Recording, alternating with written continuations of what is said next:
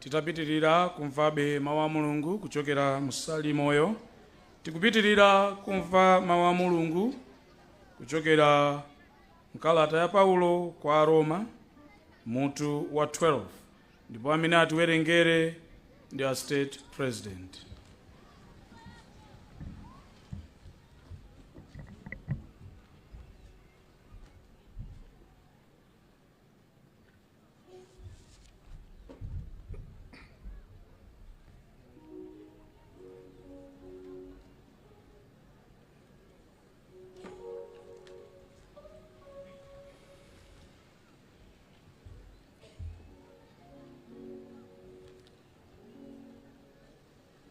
Kuwerenga kwathu mkalata wa Paulo kwa Roma mu 12 kuyambira ndime yoyamba mpaka 13.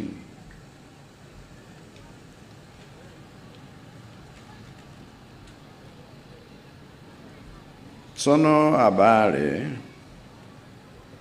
popeza kuti Mulungu watichitira chifundo chachikulu chotere,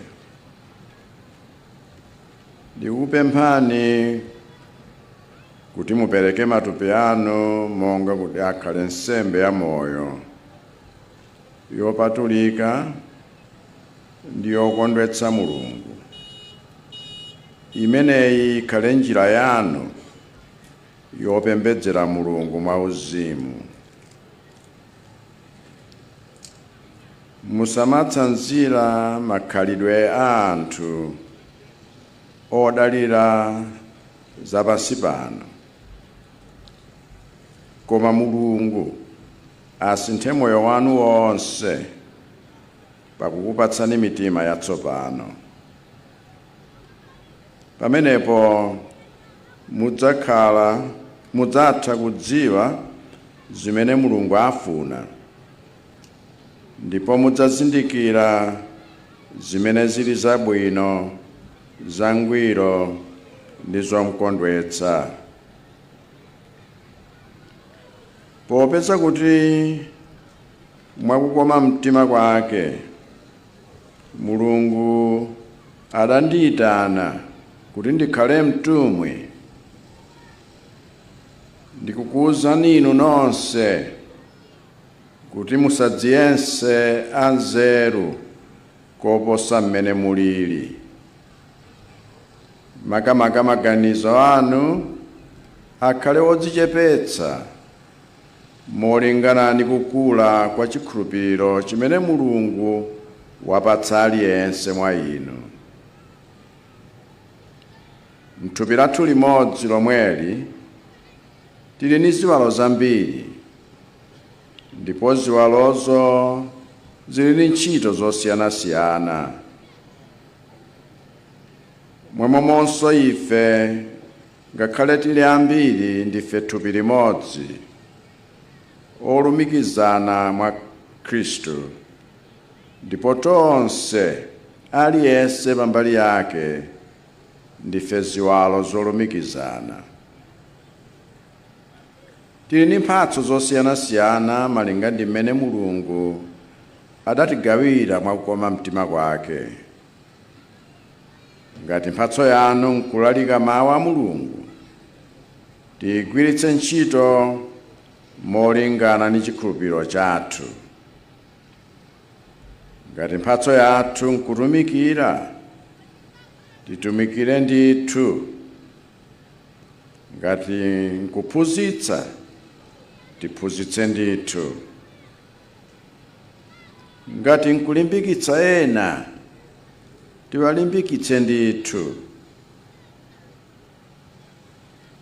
Wogawana ndi anzake zimene ali nazo azichita mowolowamanja.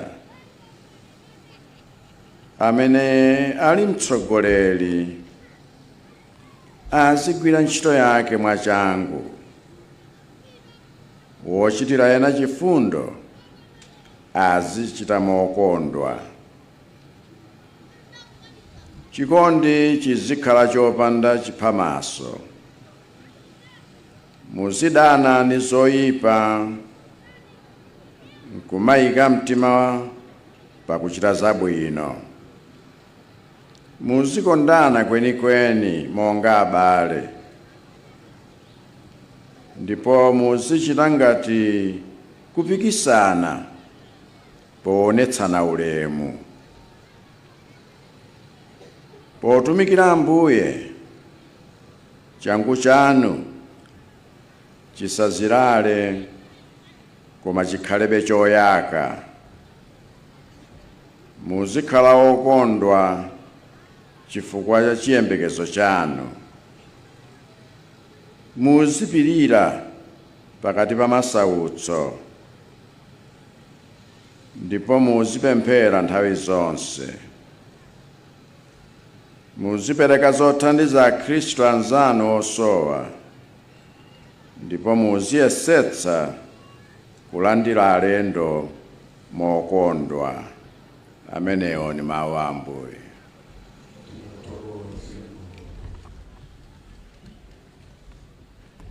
Zikomo kwambiri, Your Excellency. Tsopano tidzayimba nyimbo pokonzekera kumva kuwerengedwa kwa uthenga wabwino umene adzawerenga ndi Father Charles Hassan Akwaya. Nyimbo namba 165.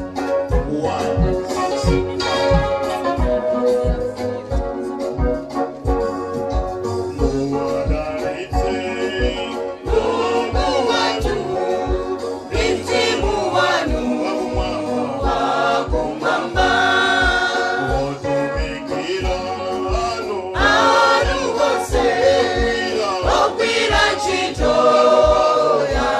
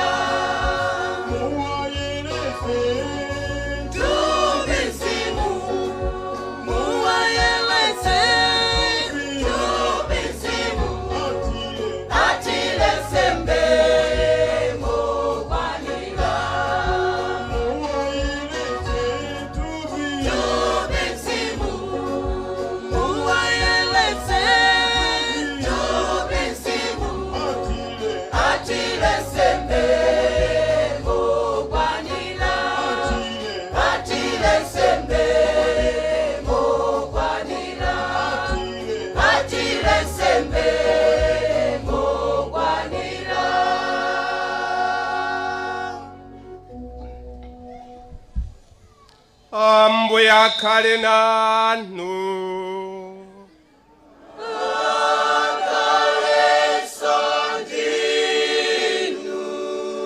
Mverani uthenga wabwino olengezedwa ndi Marko oyera.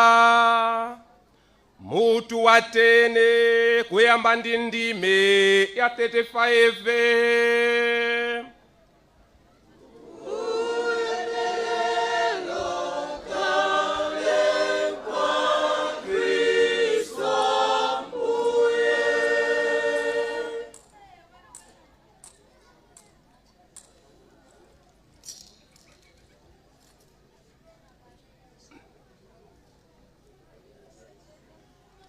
Yakobe ndi Yohane, ana aja a Zebedeyo, adadzawuza Yesu kuti, Aphunzitsi, ife timati, bwanji titakupemphani kanthu mutichitire. Yesu adawafunsa kuti, inuyo mukufuna kuti ndikuchitireni chiyani? Iwo adati, timafuna kuti pamene mudzakhale mu ulemerero wanu, mudzatike wina kudzanja lanu lamanja, wina kudzanja lanu lamanzere.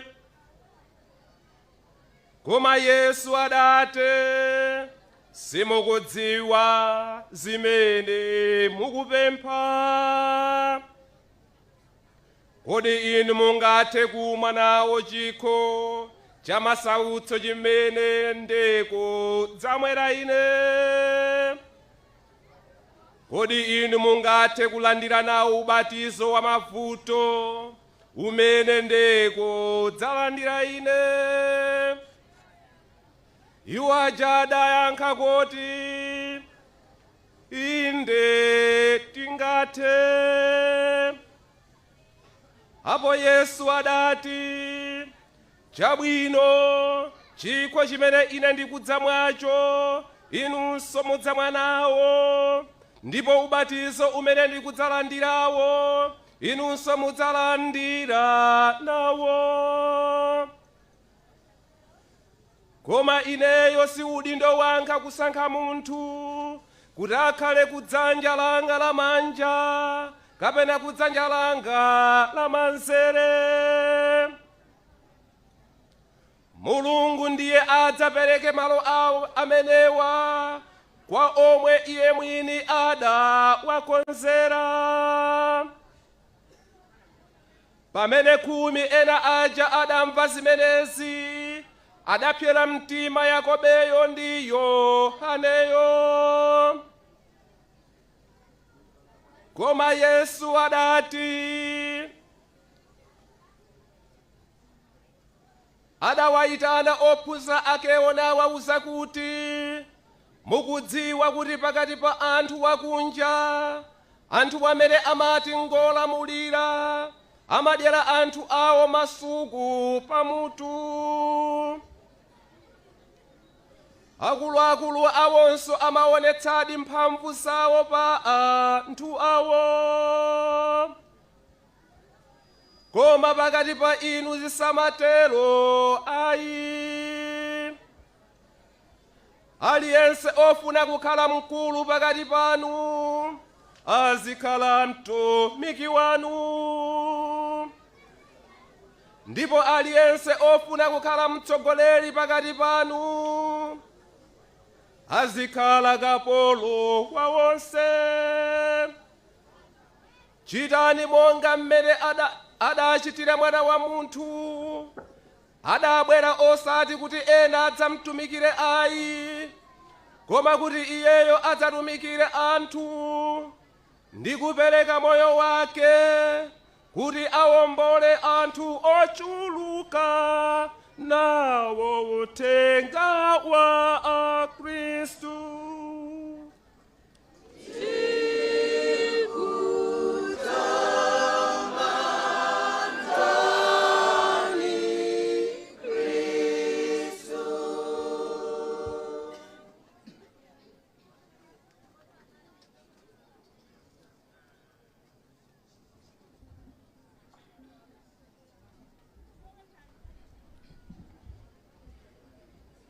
President bonso amayi ndi abambo tikhale pansi.